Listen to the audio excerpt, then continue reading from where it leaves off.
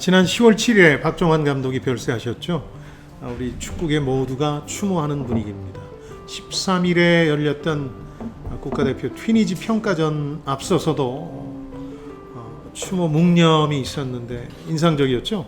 이 경기에서 또 클린스만호 출범 후에 처음으로 우리 대표팀이 4대 0의 낙승을 거두면서 추모 분위기를 더 빛나게 해줬습니다. 저는 축구나 야구를 통해서 경제나 경영 원리를 쉽고 재미있게 이해할 수 있다고 믿는 사람입니다. 이분의 좋은 리더들이 경제와 경영계에 많은 영감을 줄 수 있다고 믿는데요. 실제로 이 산업교육 현장에 가시면 이런 스포츠 지도자들 강연이 상당히 인기가 있습니다. 이런 생각으로 1990년대 중반 제가 기자이던 시절에 한 가지 기획을 한 적이 있습니다. 한국형 리더십을 찾아서라는 제목의 특집 기사였는데요. 스포츠 각 분야의 6명의 탁월한 감독들을 선정해서 기자 셋이 연쇄 인터뷰를 하는 기획이었습니다. 농구에선 당시 인기 있었던 연세대 최희암 감독이라든가 야구는 김웅용 감독, 축구는 물론 박종환 감독이었습니다. 이 당시의 기억을 공유하고 여러분과 함께 생각해보고 싶어서 별세를 계기로 해서 얘기를 잠깐 해보겠습니다. 당시에 그분의 소신을 굉장히 자세히 들을 수가 있었는데요.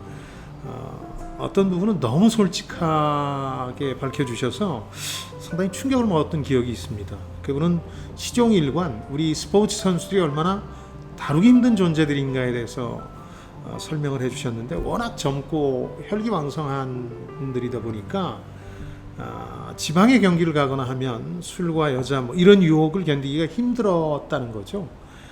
그래서 경기를 앞두고 감독의 만류에도 불구하고 기어코 기어나가서 경기를 제대로 뛸 수 없는 상태가 돼서 돌아오는 선수들이 상당히 많았다는 거죠.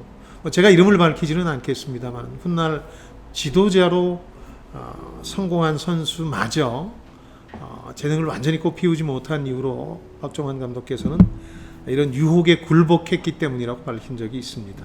놀라운 건 그런 상황에 과연 어떻게 대처했느냐 하는 부분이었는데요.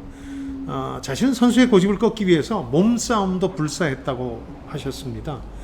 그게 팀뿐만 아니라 해당 선수에게도 도움이 된다는 걸 확신하기 때문에 그렇게까지 했다는 건데요. 하지만 사실 덩치나 힘면에서 최고의 왜소한 박 감독이 상대가 안 되지 않겠습니까? 그래도 그런 상황에서 이 몸싸움을 불사한 것은 그야말로 강단이 있었기 때문이라고 스스로 평가하고 있었는데요. 일종의 자신의 성공 비결로까지 그걸 꼽고 있었습니다. 그런 일들이 한두 번 벌어지고 나면 선수들 사이에서 소문이 돌고 이탈자들이 점차 사라지면서 원팀으로 성장하게 된다는 게 이분의 소신이었습니다. 사실 저희 세대의 박 감독은 특별한 존재입니다. 5.18 민주화 항쟁과 그 이후에 서슬퍼런 독재 정권의 압제 속에서 저희들은 대학 시절을 시작했는데요. 그 시절 1983년 우리 청소년 대표팀이 세계 4강에 올랐다는 소식이 한 줄기 빛과 같은 것이었거든요. 저도 개인적으로 화곡동 반지하 자취집에서 새벽녘마다 흑백TV로 경기를 보면서 숨죽여 응원했던 기억이 있습니다. 그런 상징적인 존재가 원칙을 지키기 위해서는 일종의 폭력도 불사한다 이런 얘기는 놀라울 수밖에 없습니다. 근데 한두 분의 예외를 빼면 저희가 만난 6명의 감독 대부분이 이렇게 자율이나 신바람과는 거리가 먼 권위형 리더십이었다는 겁니다. 그래서 당시 한국형 리더십은 권위형이라고 결론 지을 수밖에 없었는데요. 물론 이제 권위라고 막무가내로 리더가 자기 이해를 내세우는 게 아니라 올곧은 원칙을 추구할 때 구성원들이 따른다는 것이었죠. 사실 당시는 경제계에서도 정주영, 이병철 신화가 팽배했던 때였는데 정주영 회장 같은 경우는 말이 안 통하거나 화가 나면 제때를 집어던졌다든가 이병철 회장 같은 경우는 싫은 내색 하나로 여러 명을 한꺼번에 자르기도 했다 이런 얘기들이 떠돌 때였거든요. 권위형 리더십의 시대가 맞았습니다. 현대 조직 이론이 제시하는 바이기도 한데요. 리더십의 정답은 없습니다. 이런 리더십이 최고다 이런 건 없다는 뜻이죠. 그건 환경의 산물입니다. 그 환경에 가장 적합한 리더십이 성공하고요. 인간적으로 아무리 빼어나도 이 환경이나 상황과 맞지 않는 리더는 실패하기 마련입니다. 박 감독만 해도 사실 21세기 들어서는 감독으로서 좋은 성적을 못 냈죠.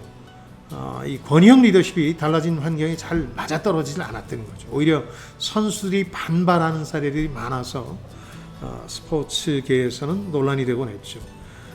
생각해보면 당연합니다. 네이버나 카카오 같은 조직 속에서 20세기 창업주처럼 재떨이 던지고 쟤 잘라라고 언질을 한다면 어떻게 되겠습니까? 그런 회사의 직원들이 가지 않을 뿐만 아니라 당장 그 창업주는 사건 사고 기사로 언론을 도배하게 될 겁니다. 저는 클린스만 축구대표팀 감독에 대한 시선도 비슷하다고 생각합니다. 단기 성과를 중시하는 우리 환경과는 아직 잘 맞지 않는 거죠. 초기 실망감이 큰 게 사실이었는데 우리 환경이라든가 선수들 어느 정도 이해하고 나면 좀 나아지지 않을까 하는 기대도 있습니다. 그런데 최근에 우리 정치나 경제계 일각을 들여다보면 시대에 맞지 않는 구태연한 리더십을 고치려고 하는 게 아니라 리더십의 환경을 맞추려고 하는 시도들이 왕왕 있습니다. 그러니까 개인이 바뀌어야 되는데 개인은 그대로고 세상을 되돌리려고 하는 움직임입니다. 그런 시도는 결코 성공하지 못합니다. 고인이 되신 박종환 감독이 던져주는 한국형 리더십에 대한 고민을 함께한 이유도 바로 이런 우려 때문입니다. 지금까지 김방희였습니다. 저는 여러분들의 성공을 응원합니다.